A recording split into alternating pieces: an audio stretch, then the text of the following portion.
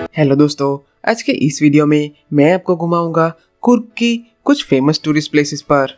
तो दोस्तों, हम सबसे पहले गुजरात से बेंगलोर गए और बेंगलोर से टूरिस्ट एजेंसी के जरिए टूर प्लान करके बाई रोड निकल पड़े हैं कुर्ग और मैसूर जैसी मशहूर जगहों को घूमने के लिए। कुर्ग, जिसे कोडागु के नाम से भी जाना जाता है, यह एक लुभावना हिल स्टेशन है। कुर्ग अपने पर्यटकों को प्राकृतिक सुंदरता से कहीं अधिक प्रदान करता है और उसका जीता जागता उदाहरण है कुर्ग के लोकप्रिय दर्शनीय स्थलों में से एक श्री ओमकारेश्वर टेम्पल। ये मंदिर काफी ऐतिहासिक है और भगवान शिव को समर्पित है। 1820 में राजा लिंगराजेंद्र द्वारा इस मंदिर की स्थापना हुई थी। इस मंदिर की वास्तुकला मोहम्मदन शैली में बनाया गया था, जिसमें केंद्र में एक गुंबद था। इस मंदिर में कोई एंट्री फीस नहीं है, बस फ्री में आपको चारों ओर की सुंदरता और मनमोहक गोल्ड फिश के साथ साथ ओमकारेश्वर मंदिर के दर्शन आप यहाँ कर पाएंगे। दोस्तों, मंदिर में फोटो और वीडियोग्राफी आप नहीं कर सकते। मंदिर के खुलने का समय सुबह 6:30 बजे से दोपहर के 12 बजे और शाम के 5 बजे से रात के 8 बजे तक है। तो दोस्तों, ओमकारेश्वर मंदिर से निकलने के बाद हम बढ़ते हैं एबी फॉल्स देखने के लिए, लेकिन रास्ते में कई सारी कॉफी प्लांटेशन नजर आने पर हम यहाँ का दौरा करने आ गए। ये काफी इंफॉर्मेटिव जंगल ट्रिप थी और हमने कॉफी और प्लांट्स के बारे में काफी कुछ जाना। After harvesting, we'll dry it in the sunlight around 35 to 40 days. Okay, then the fruit turn to red to black brown color. Then we have to peel to get the bean actually. So we'll send to the machinery. So they peel for us. Then we get the bean. Then we roast that one in a certain temperature. After roasting, so we make a powder. So we use as a coffee powder. Yes. You heard about chicory? Chicory mixing with coffee powder. See, chicory, I will tell you what is chicory. Chicory is not a coffee. Coffee is different, chicory is different. Chicory is a wild plant, jungle plant. It has a lot of root down it. They take out the root, they dry, they wash, and they roast. Then they make a powder. Okay. Chicory root. Once it became a powder, you can't identify which is coffee, which is chicory. It looks similar, it has the same color. And the aroma, more than coffee aroma, the same aroma. That's why they mix chicory into coffee powder. First thing to increase the quantity of the coffee. Right. Chicory is a lesser price, the coffee is a high price. Okay, they increase the quantity and they sell. Okay. The second thing, if you mix chicory powder into coffee powder, your coffee become more thick, more flavorable, more milky, more creamy. That's all we like, na? The aroma will be more actually. Once you put a new plant, it requires 2 to 3 years to grow bigger. From the 4th year, you can harvest the coffee. Okay. Till 80 to 90 years. Yes.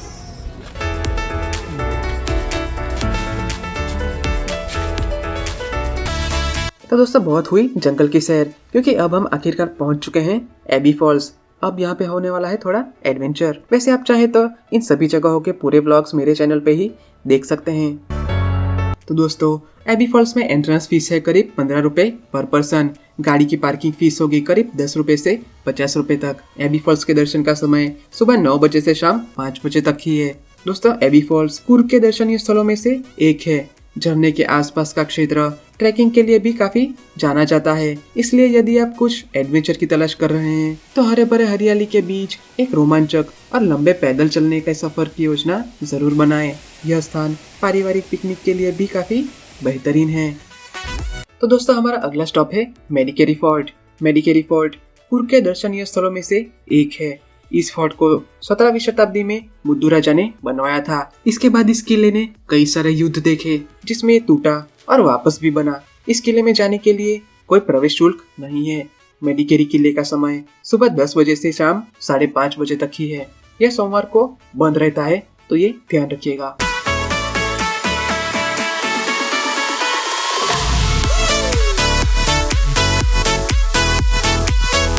तो दोस्तों, पहले दिन के सफर का आखिरी stop होगा the Raja seat. लोकप्रिय पर्यटन स्थलों में से एक राजा सीट का शाब्दिक अर्थ है राजाओं की सीट। मडिकेरी शहर में स्थित यह एक ताजा, सुंदर और एक मनमोहक वातावरण पेश करने वाला एक सुंदर स्थान है। राजा सीट। इस स्थान को राजा की सीट कहा जाता है, क्योंकि यह वह स्थान था जहां कुर्ग के राजा आते थे और आसपास की प्राकृतिक सुंदरता का आनंद लेते थे। आप यहाँ अपनों के साथ बगीचे में हरियाली और खिले फूलों के बीच कुछ समय बिता सकते हैं। बच्चों के साथ हो तो टॉय ट्रेन की सवारी का आनंद भी ले ही सकते हैं। शाम को म्यूजिकल फाउंटेन का सुंदर शो होता है तो उसका भी आप आनंद ले सकते हैं। राजा सीट पर जाने के लिए आपको 5 रुपए की एंट्री फी देनी होगी। टॉय ट्रेन की सवारी के लिए आपको 20 रुपए का अतिरिक्त शुल्क देना होगा। राजा की सीट का समय सुबह 5:30 से शाम 8 बजे तक है। गुड मॉर्निंग दोस्तों। दूसरे दिन सुबह की पहली किरण के साथ ही हम निकल जाते हैं निसर्गधाम का दौरा करने के लिए। दोस्तों कुर्ग एक अभूतपूर्व सुंदरता, एडवेंचरस इलाकों और लुभावने हवामान का राजा है। झरने, झीलों और पार्कों से लेकर ट्रैकिंग ट्रेल्स और शानदार होटल तक कुर्ग एक संपूर्ण छुट्टी के लिए आवश्यक सब कुछ प्रदान करता है। कावेरी निसर्गधाम फॉरेस्ट पार्क एक ऐसी जगह है जो आपको बिल्कुल मिस नहीं करनी चाहिए।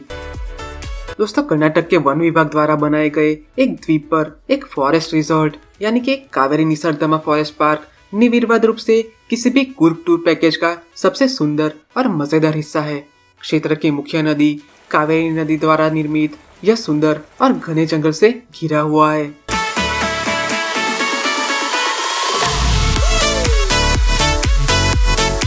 1989 में स्थापित यह दशकों से पर्यटकों को आकर्षित करता रहा है।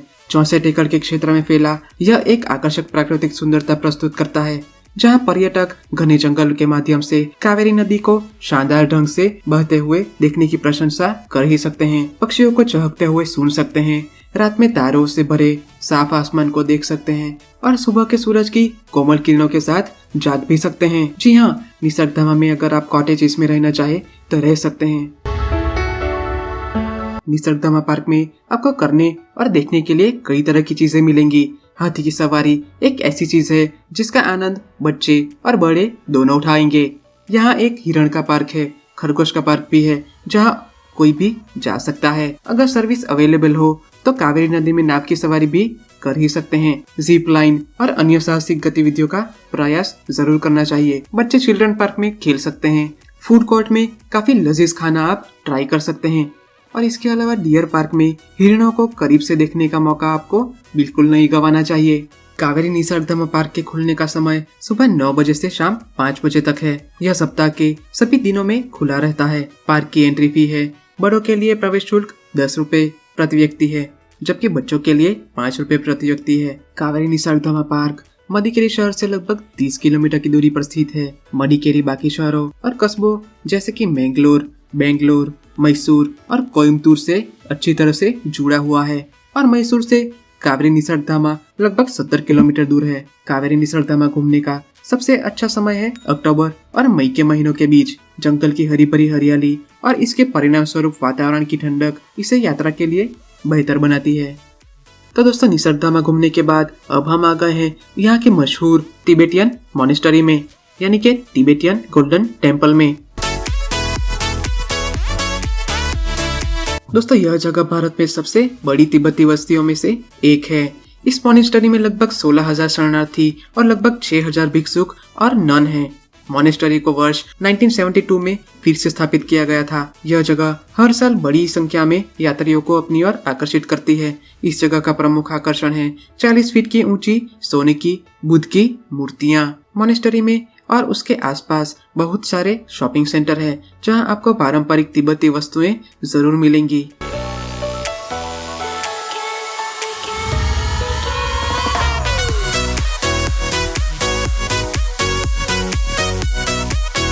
यहाँ के आलीशान गार्डनों में आप जी भरकर आराम कर सकते हैं और सेल्फियां और फोटोग्राफी के लिए ये एक मजेदार जगह साबित हो ही सकती है।